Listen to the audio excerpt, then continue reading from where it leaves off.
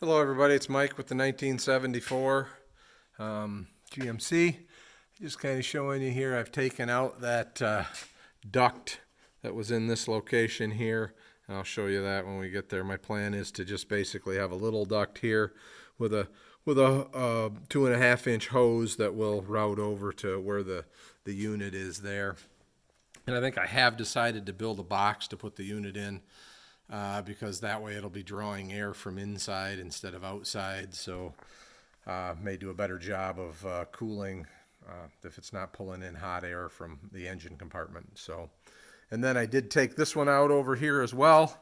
Was in there. I've just got this is just propped in there just to keep it out of the way, but while that was out, I put in my new accelerator cable because it's would have made it a lot more difficult without it there. And again, I'm just going to put a duct right here, a smaller duct that covers this area and heads that way. And I think I got room above, I don't know if you can see it up there, but a room above the master cylinder, or not the master cylinder and the brake booster, to get a couple of ducts across, because I got to get one duct across and through this hole to go to the vent on the side. So that's kind of where I am with that. I'll just walk inside the coach for a minute here.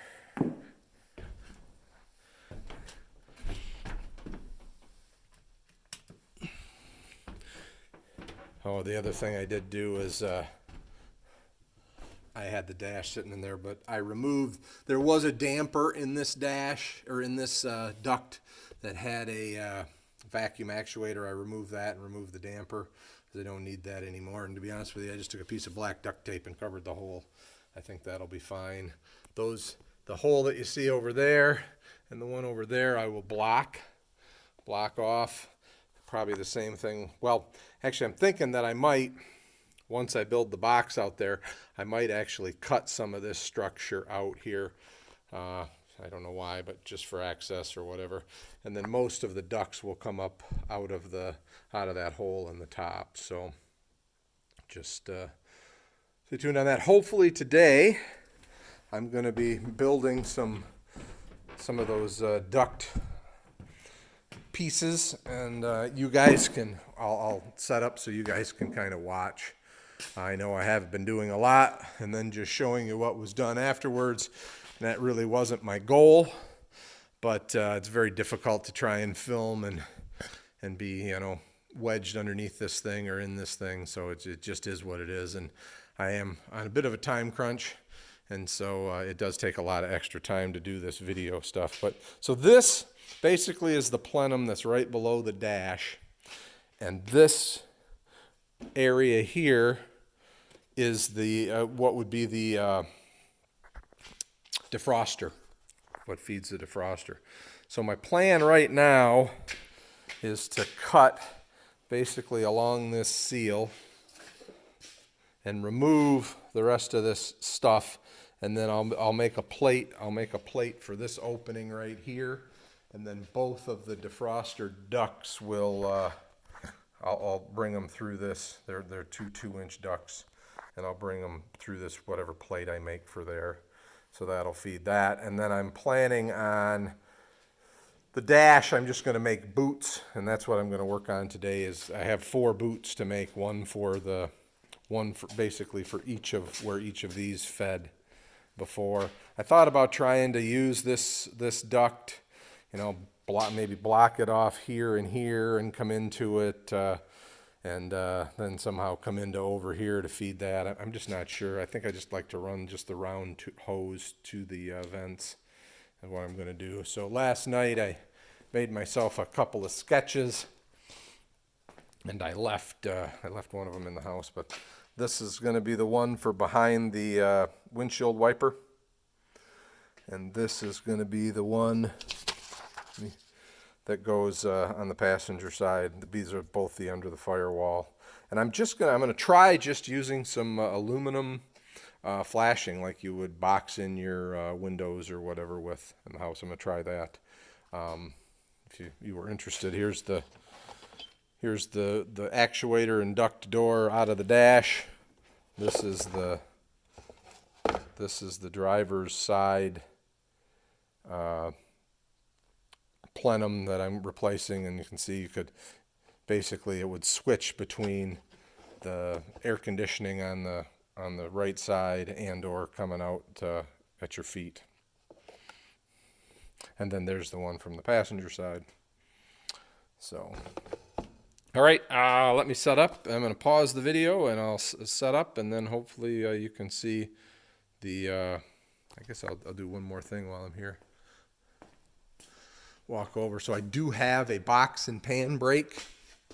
So stand back far enough so you can see it. And that's what I plan on bending these up with. And the nice thing about this is it has these teeth that can be removed so that you can make box shapes. So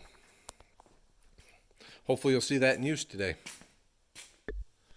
All right, hopefully this works and it isn't too boring. But kind of got a sheet of this flashing. It's black on one side, white on the other, and just to let you know, I've made sure that I have a square edge, square corner here. And so I'm going to make some marks. Let's see, this whole thing is going to be a 1/2 inch plus 3 inches plus, so 3, 6, 9, so 10 inches. And then in this direction, it's going to be 3.5, 7, and 5 is 12, 13 and a quarter. So roughly 13 and a quarter. So we're not going to be much higher up than, and I have a scratch awl here. So I'm just going to make a mark right now at 13 and a quarter. Actually, I could make all my marks. And I didn't want to, thank goodness I didn't do 13 and a quarter because I didn't start at 0. So I need a mark at a 1/2 inch.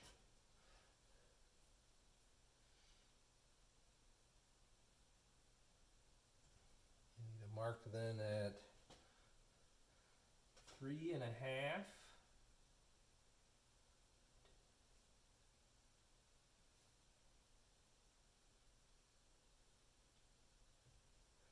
And then I got to add 5 3/4. So 1, 2, 3, 4, 5.5, 5 3/4. And then I gotta go another 3 inches. So 1, 2, 3. And then another 1/2. Okay. And now in this other direction, kind of got to do the same thing.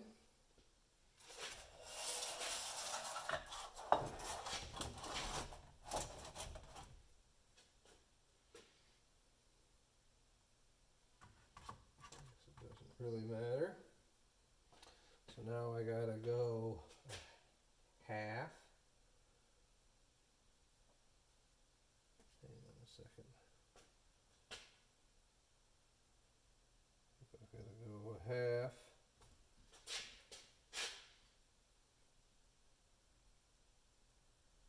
And then I've got to go 3.5, so three more, so that's 1. Hard to see here. That's 1. That's 2. That's 3. 1, 2, 3.5 there. Okay. So then I got to go another 3 from there. 1, 2, 3. And then another 3. 1, 2, 3. And another 1/2. Okay. So I think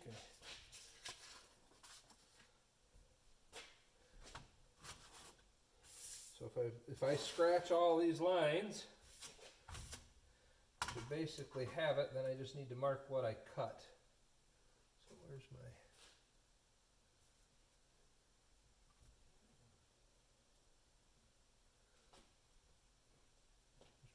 1/2? So somewhere here. Just want to make sure that I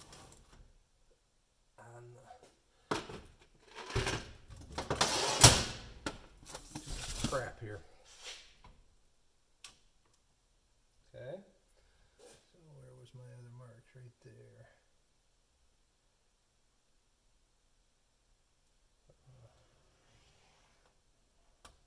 Scratch that line.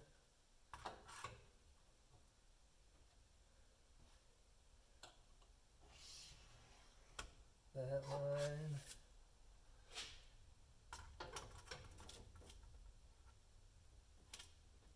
Hopefully I got those all right. That line. Make sure it wasn't caught on the edge. I thought it was caught on the edge of the bench.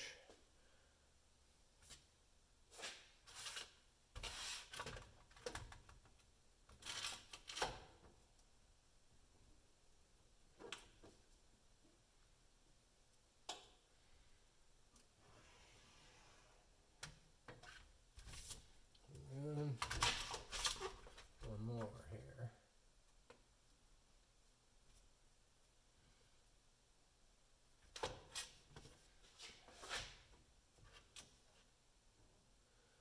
I'm wrong-handed here.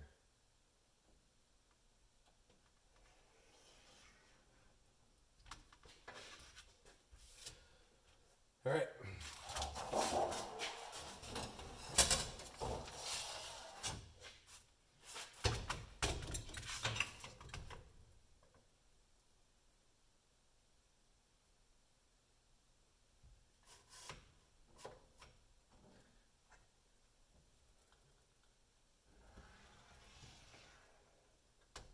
All right, well, you get the idea. I'm going to finish marking this and then we'll come back when we cut. Try to keep this as unboring as possible. Okay, you can see there that I've cut the, I guess, the big size out, and then I've marked the pieces that are going away, because some of those are bend lines now, and so we want, I don't want to accidentally remove something I need to keep. So start cutting.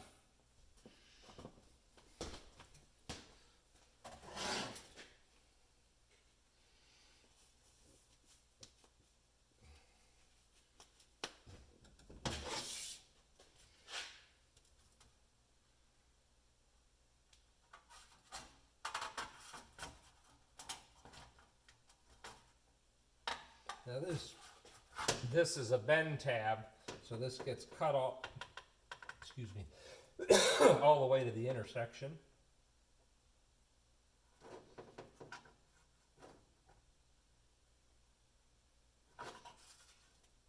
Okay, and this is now just going to get cut off.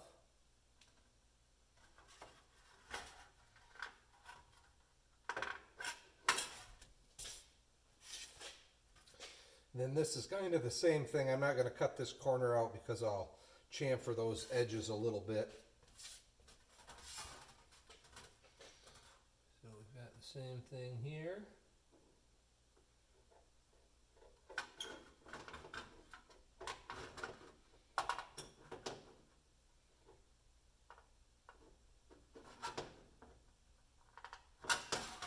Got to be very careful when you come into those corners. You want to keep there.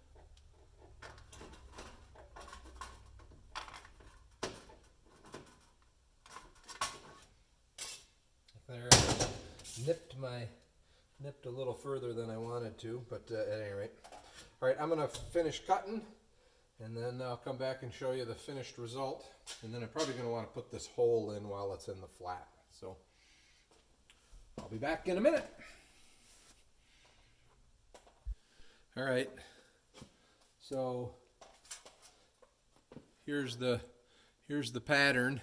You can see that I've made a mark for my the center of my hole, and I did that just by the diagonals between those two there.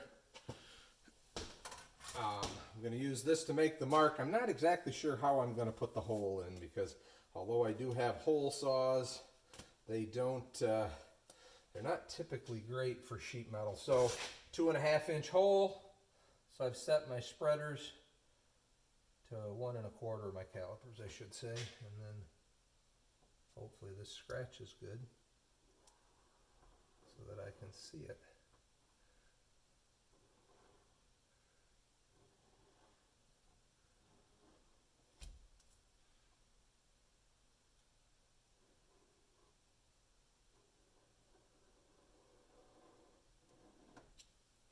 And just for your benefit, I did take my scratch awl and make a little dent there so that my calipers worked pretty good to make a mark. And,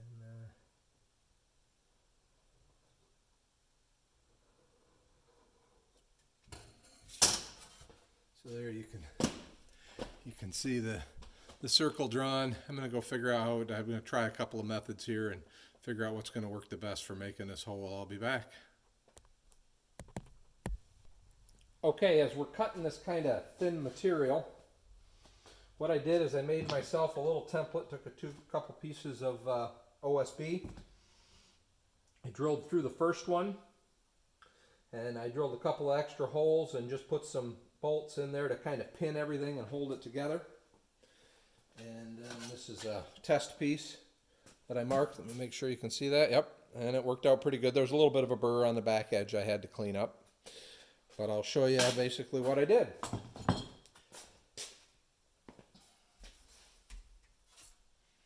So here's our good piece.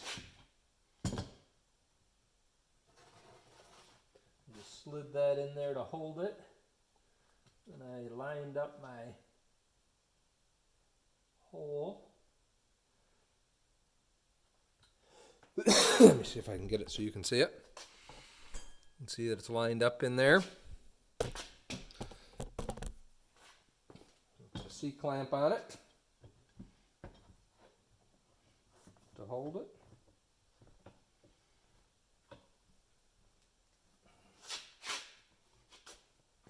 And I flipped it over. And I made the hole through the back.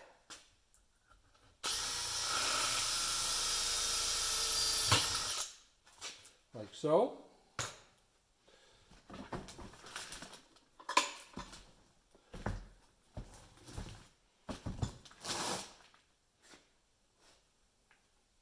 And then I did leave the, I don't know if you can see this, I left the plug in there to kind of hold the material flat.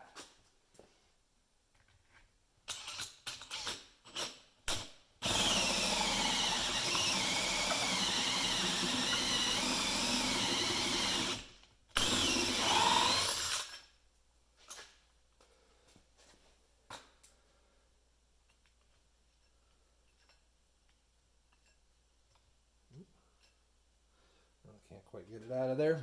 Hang on.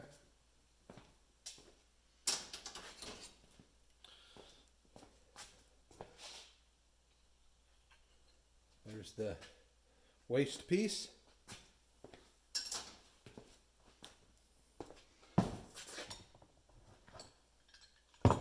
Take our clamp off. You can see there's a little bit of burr on the back side. I just cleaned that up with a razor knife.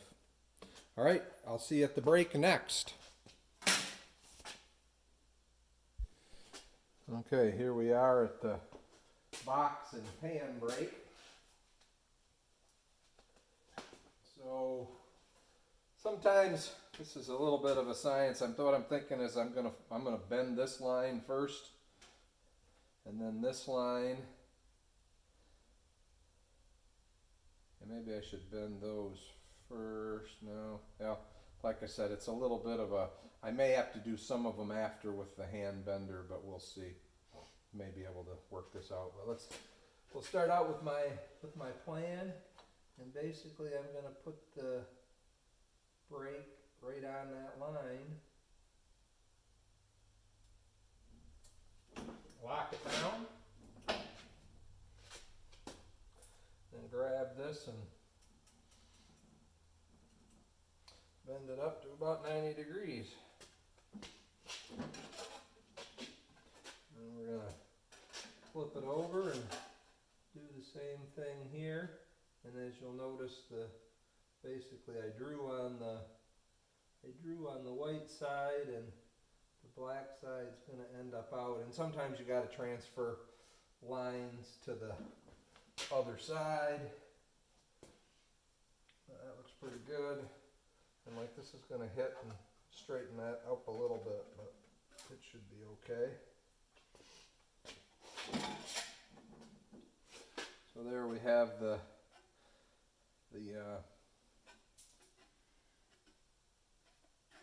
start of the box. Make sure it's open a little bit.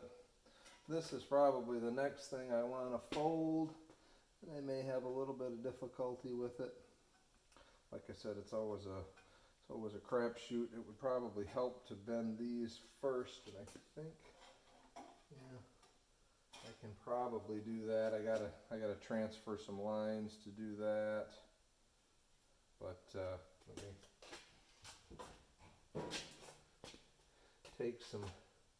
take a couple of teeth off here.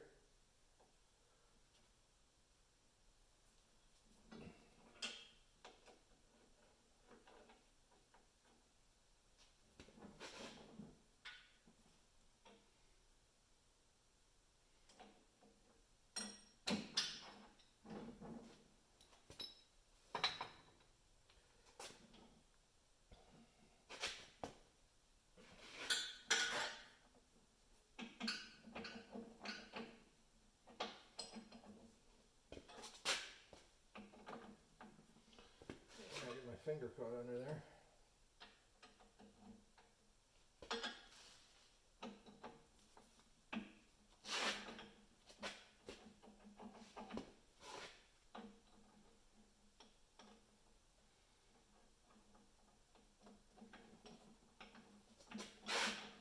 There we go. Couple of those out. Thought process would be is that we can use this. I'm going to put it right in the center, and I may have to do this a couple of times.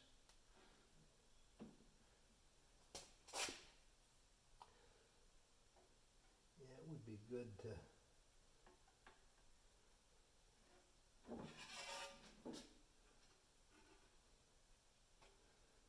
good to fold these first, which I probably can.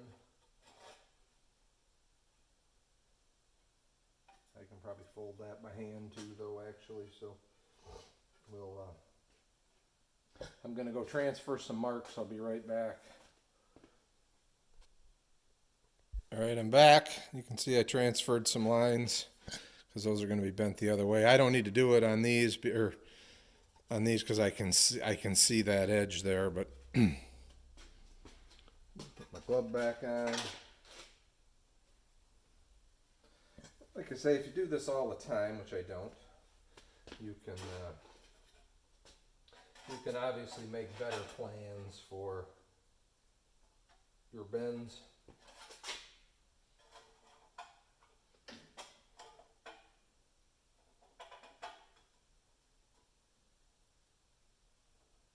do want to make sure these are right dead on, because if they're not, it won't line up with my other side.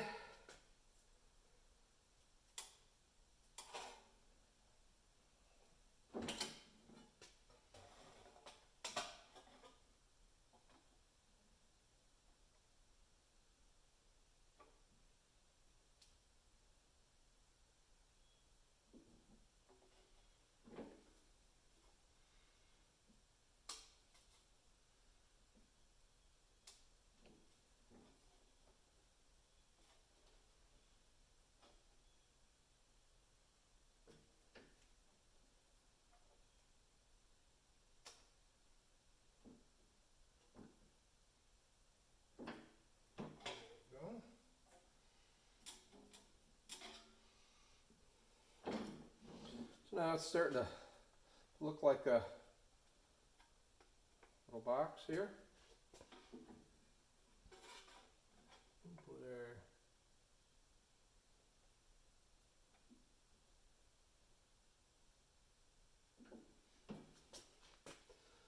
now that's going to go, oops, hit right on the edge. Bend that in a little bit.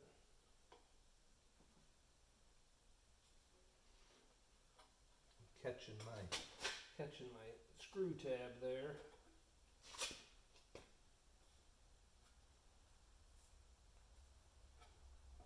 You can see I still can't get all the way. We'll bend it the rest of the way by hand.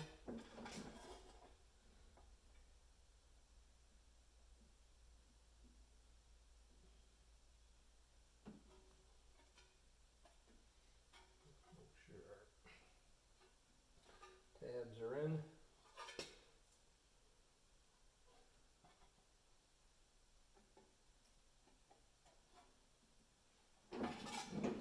Okay.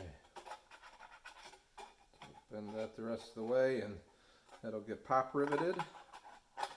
And then the last little ones there, I'm just going to use these hand benders. I'll just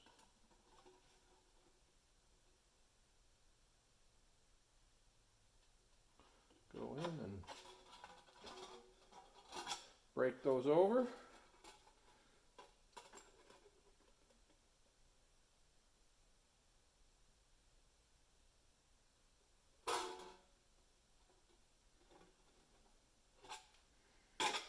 Missed that one just a little bit, but so you kind of get the idea. I'm going to go clamp and drill and rivet and kind of show you how this works out.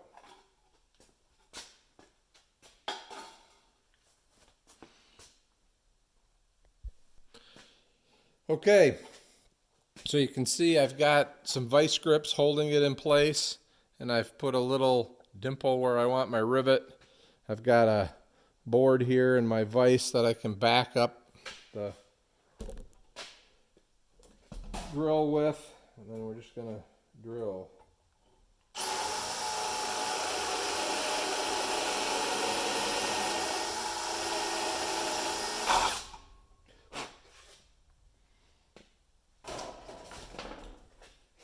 There you can see the hole. Point the camera over here. I'll take my vice grips off and make sure that's where you can see it. There we go. I do have an air riveter, which I may switch to. My hand gets tired, but push our box together.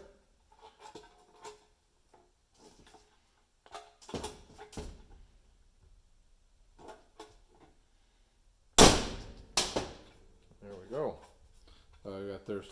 I did one to trial to make sure that it worked okay, and there we go. So now we've got ourselves a little box, and the next thing after I get it all riveted up will be to make the tube for the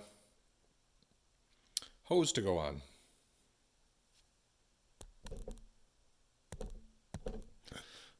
Take my glove off, the phone doesn't work. All right, we'll be back. All right, everybody. So I've kind of worked this out. So here's the piece that I cut. I've got a 1/4 inch line marked here, and I've got it marked every 1/4 inch along this end. And I don't remember exactly what I made this. It's 2 inches, 2 inches wide. And so what I'm going to do is I'm going to put my glove back on so I don't cut myself on the edge of the sheet metal. I basically took this as that piece out of the hole saw.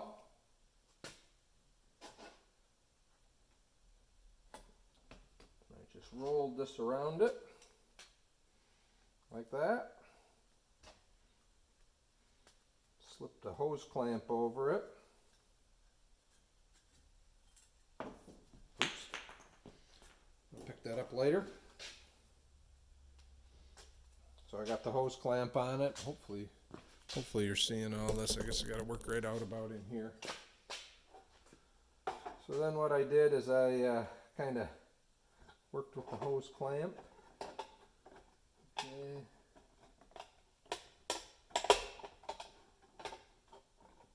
That feels a little bit big, but we'll see. I just kind of held it like that. Got it kind of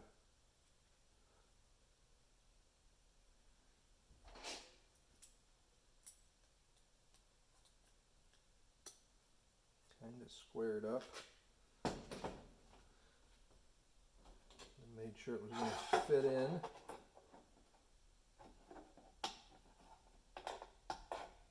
Oops, over here.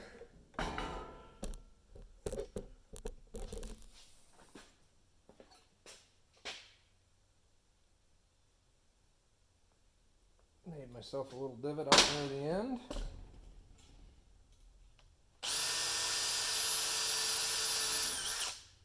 Got our hole.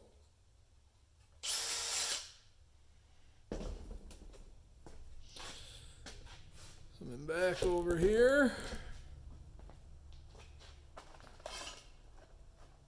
Please tell me I turned the camera on. I did. Okay. Our rivet in.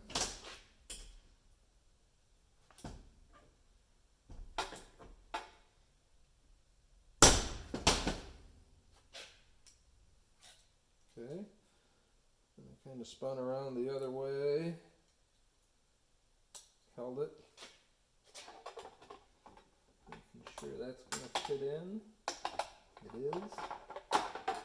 Oops, I've got my thing too far.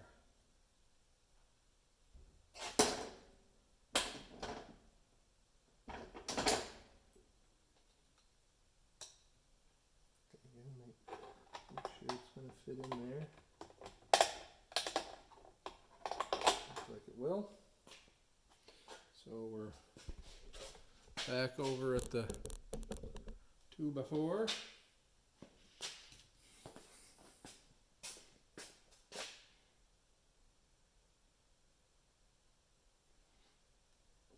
A little divot in.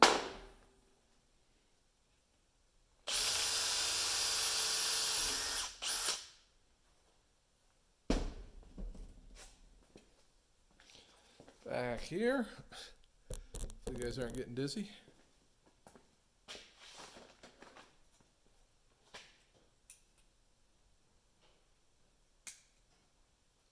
Another pop rivet. There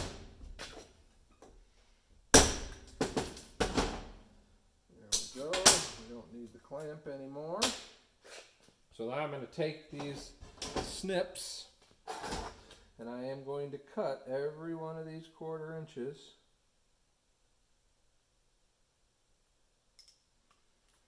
to that line to work my way all the way around it. Cutting these. And for your benefit, here's the one I made already. So I cut it. I bent every other one down. I decided that I'm not going to bend this thicker part, so I'm going to put that out of the airflow at the back.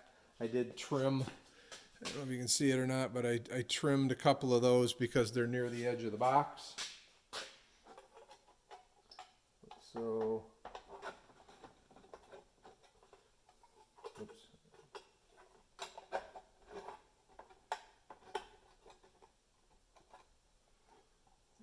A couple of them are a little tweaked.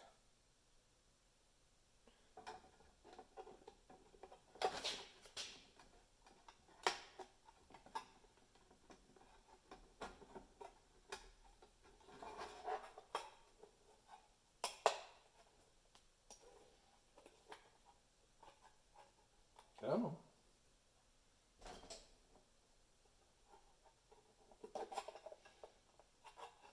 I could have bent those in, I guess, to make my life a little easier. Right here.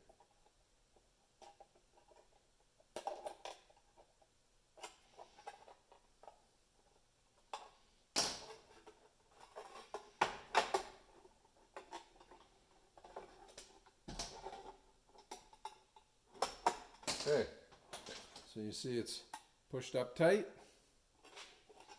Then we'll just take and bend each one of these tabs around the corner.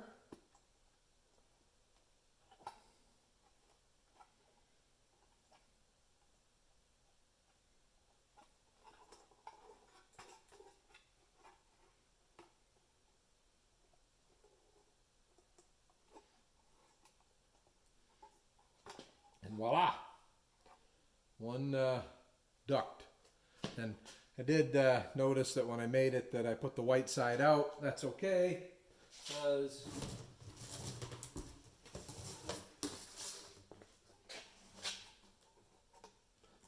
did check this. This is the last one, and it fit.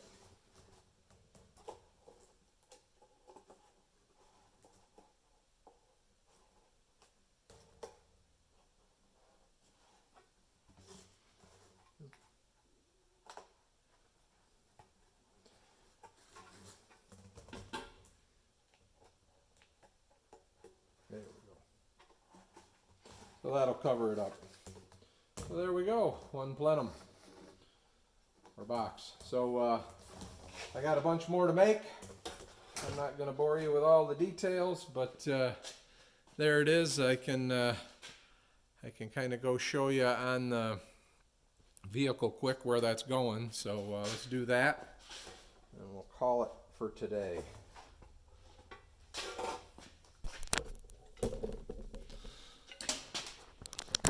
Enough of you guys watching me. And you know what? If I could buy these, I'd have bought them. I looked through what Vintage Air had, what a couple of different companies had, and they just didn't have anything that looked really like it would work really well. So there we go. That'll pop rivet to the body with some sealer. I may do a little bit of sealing yet on this, but you get the idea. Now we're going to basically plumb direct from the bottom of that unit to this deal here, and we'll have heat coming out at our feet. All right, everybody, thanks for watching. Have a great day, and we'll talk to you soon.